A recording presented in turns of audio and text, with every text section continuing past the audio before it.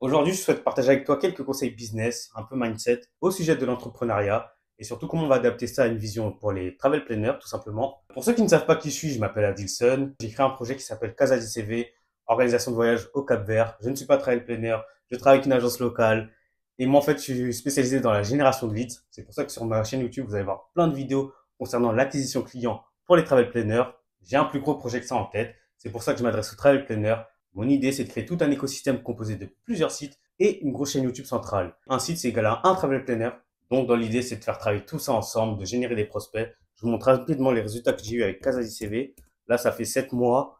Ça fait 153 demandes en 7 mois. Je trouve ça pas mal. Je sais pas ce que tu en penses. Grâce aussi Google, grâce à YouTube. Si ça t'intéresse, viens dans la description. Je vais donner tout de suite le prix parce que je suis pas là pour t'embêter. 99 euros par mois pendant les 6 mois. Après les 6 mois, on voit comment on peut faire. Tout simplement, retour à la vidéo. Donc déjà, petit disclaimer parce que cette vidéo, on va avoir des conseils business, surtout de Alex Hormozy. C'est un grand entrepreneur américain. Qui dit américain dit une mentalité bien différente de nous les Français. Mais surtout, lui, il a vraiment une vision business. Donc tout ce qui va être équilibre, c'est pas trop son délire. Mais pourtant, moi, je trouve qu'il est vraiment inspirant. Et moi, en tout cas, il m'inspire beaucoup. Donc aujourd'hui, j'aimerais partager ça avec vous. Déjà, on va commencer par un post qui n'est pas d'Alex Hormozy, mais j'ai trouvé ça super intéressant. Aujourd'hui, 50% des travel planners abandonnent la première année. Ce chiffre, il est plutôt effarant. Et c'est pour ça qu'entre autres, je pense qu'avec mon écosystème, ça pourrait pas mal vous aider. Donc, n'oubliez pas que le lien est dans la description. Et surtout, l'importance de cette vidéo, ça va être de te donner du courage, de l'ambition, de la motivation, les bonnes pratiques à mettre en place pour tenir jusqu'au bout. Bon, c'est parti. Commençons avec le premier post.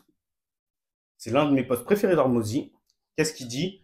L'anxiété est issue d'un surplus d'options, mais sans priorité, et la tristesse, elle vient de la perception du manque d'options.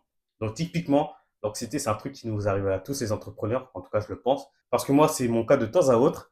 Alors, on a beaucoup d'options qui s'offrent à nous, on ne sait pas dans quelle direction aller, parce qu'on n'est pas sûr qu'en prenant cette décision, on ira au bon endroit et qu'on va faire les bons choix. Mais lui, ce qu'il dit, pour combattre cette anxiété, il faut prioriser et couper le reste. Donc, globalement, si tu as trop d'options, tu choisis une option et tu y vas tout droit sur celle-là. Tu oublies le reste et au moins comme ça, ton cerveau il est éclairé et tu n'as plus de stress par rapport à ça. Ensuite, par rapport à la tristesse, où on perçoit un manque d'options, il faut savoir qu'il y a toujours une option. Juste, tu ne la vois pas encore. Ce qui veut dire que tu as une seule chose à faire pour combattre la tristesse, c'est de trouver une option qui te convient. En résumé, anxiété, c'est trop d'options, pas de priorisation.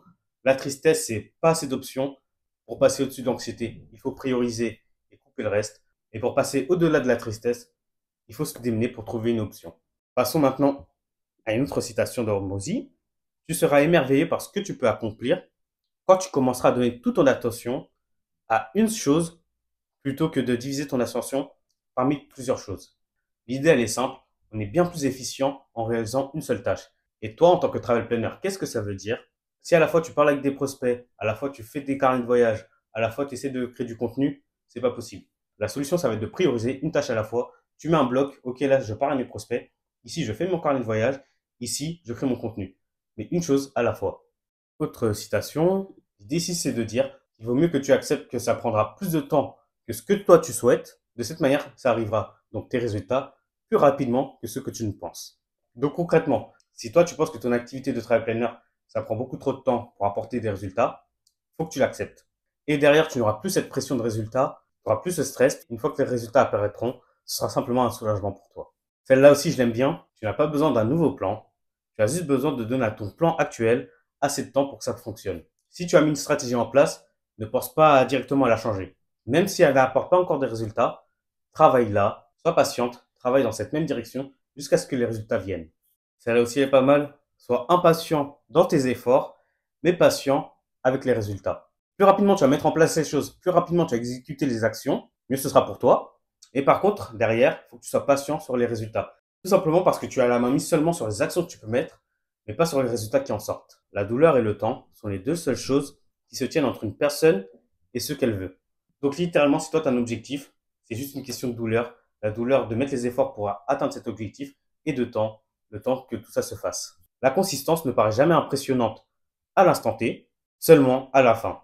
Encore une fois, tout est une question de temps et d'action. Tout simplement, c'est les accumulations de tes petites actions qui amèneront un résultat exceptionnel. Ta plus grande concurrence, c'est ton canapé. Bien sûr, par canapé, on entend confort. Qu'est-ce qu'il veut dire par là? C'est que c'est pas une personne physique, c'est pas une autre entreprise qui te fait de la concurrence, c'est toi-même. Ça se traduit par le manque d'action concrète et efficace.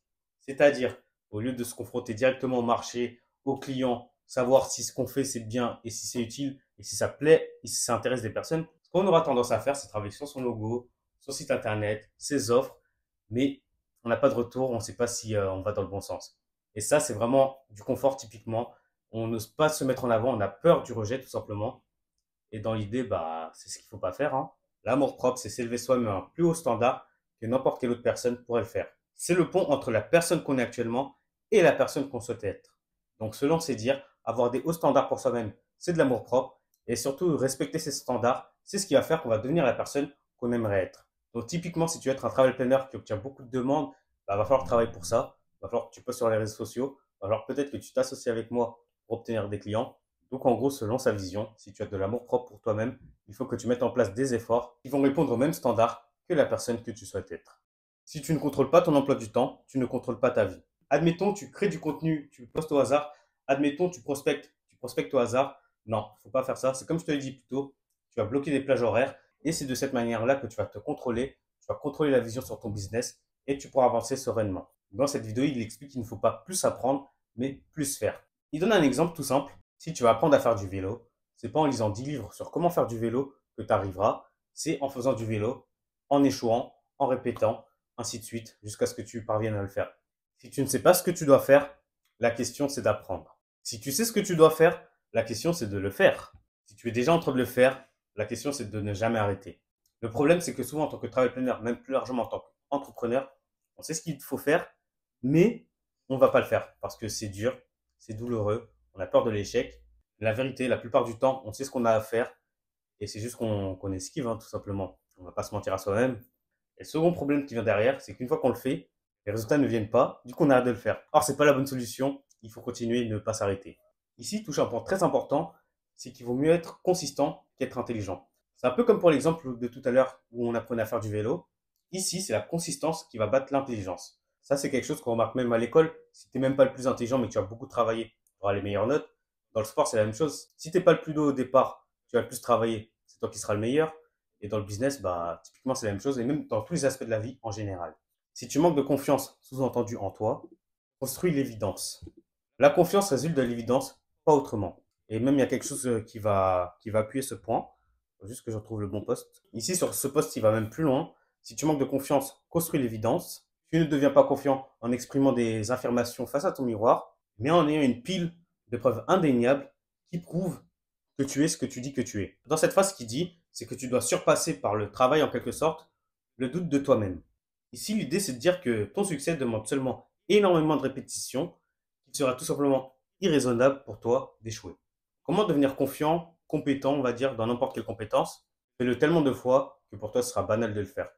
Typiquement, admettons que c'est dur pour toi de faire des pompes. Si tous les jours tu fais des pompes, tous les jours tu fais des pompes, tous les jours tu fais des pompes, au bout d'un moment, bah, ce sera simple pour toi. Et c'est pareil pour tout. Pour toi, c'est dur de créer du contenu, créer du contenu, créer du contenu, créer du contenu. Et au bout d'un moment, ce sera simple de le faire. Même actuellement, pour moi, c'est extrêmement compliqué de créer du contenu. Vous entendez sûrement que parfois je bafouille, etc. Du coup, je me répète beaucoup. Mais quand même, au bout d'un moment, bah, c'est plus simple, hein. Là, cette phrase, elle est terrible.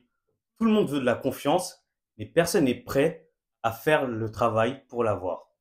Tout le monde veut la confiance, mais personne n'est prêt à faire le travail pour l'avoir. Donc, encore une fois, selon sa vision, et là, pour le coup, j'y adhère totalement, ta confiance en toi, ta confiance en tes compétences, seulement par les preuves que tu es bon dans ce que tu fais. Et comment tu sais que tu es bon dans ce que tu fais? Comment tu accumules ces preuves? C'est en faisant tout simplement, en faisant maintes et maintes fois. Peut-être qu'au début, tu seras nul, mais à force de répétition, tu vas t'améliorer et tu gagneras confiance en toi. C'est vraiment compliqué de rester motivé quand tu ne vois pas les résultats. C'est aussi le moment le plus important où il faut rester motivé parce que si tu t'arrêtes, tu n'auras jamais les résultats. Tout est dit. Peut-être que ouais, c'est dur, on avance sans être sûr que ce qu'on fait, ça apportera des résultats. Mais une certitude, c'est que si on s'arrête, il n'y aura jamais les résultats. Tu vas soit faire le travail, soit tu vas t'asseoir et espérer que tu aurais fait le travail. Donc ouais, si t'as des objectifs et que tu souhaites les atteindre, bah t'as deux possibilités quoi. Soit tu travailles pour, soit tu ne travailles pas pour, mais par contre tu vas ruminer, tu vas te dire, ah merde, j'aurais bien aimé travailler pour atteindre mes objectifs.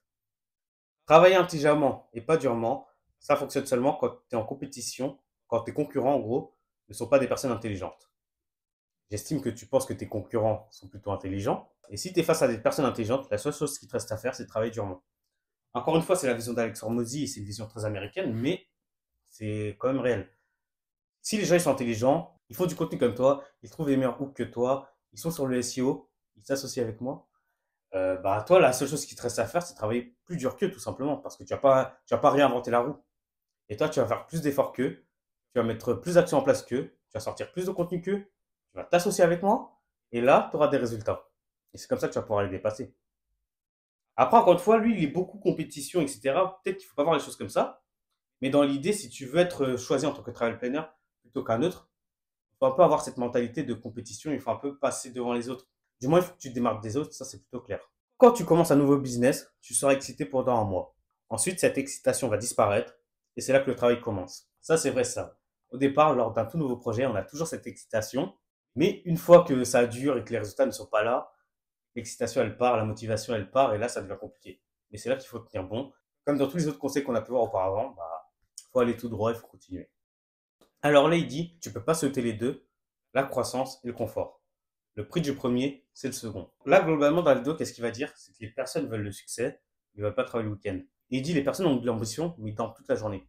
Ok, certes, il caricature, il abuse, mais dans l'idée, ce qu'il faut comprendre, c'est que toi, tu as de l'ambition, tu as des objectifs, mais en face, tu mets pas les efforts pour.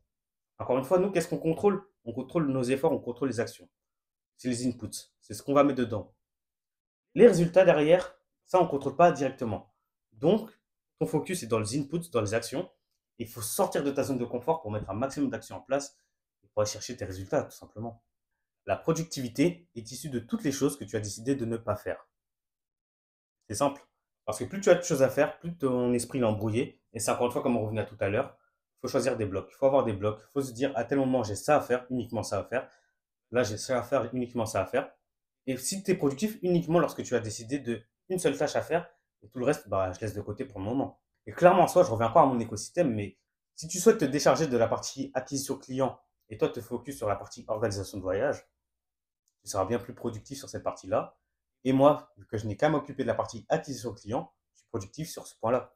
Ça, c'est une citation qui donne un peu d'espoir. Si c'est difficile pour toi, c'est difficile pour tout le monde. Et la plupart des gens évitent les choses difficiles. Ce qui fait que juste en essayant, tu bats la plupart des personnes. Je sais pas qu'est-ce que tu en penses, mais il y a beaucoup de gens qui n'essayent pas d'entreprendre, il y a beaucoup de gens qui n'essayent pas de se prendre en main. Toi, rien que le fait d'essayer, tu peux t'en féliciter. Là, on arrive à la dernière et surtout ma préférée, je pense. Volume negates luck. Le volume surpasse la chance. Le volume écarte la chance, le volume supprime la chance, j'en sais rien. Mais en gros, le volume, c'est plus important que la chance, quoi. Et là, tout simplement, encore une fois, en tant que travel planner, qu'est-ce que ça veut dire pour toi? Qu'est-ce que tu peux en tirer en tant que travel planner? Moi, je parle surtout d'acquisition client, du coup, on va parler de ça. Et si tu acquiers des clients, bah, faut mettre du volume en face, hein. Volume d'action. Ça se traduit par de la prospection sur les groupes Facebook. Ça se traduit par des posts sur Instagram. Ça se traduit par des articles de blog, des vidéos YouTube. Mais plus tu vas mettre du volume, bah là, actuellement, c'est ce que je fais encore une fois, moi. 2 vidéos YouTube par jour.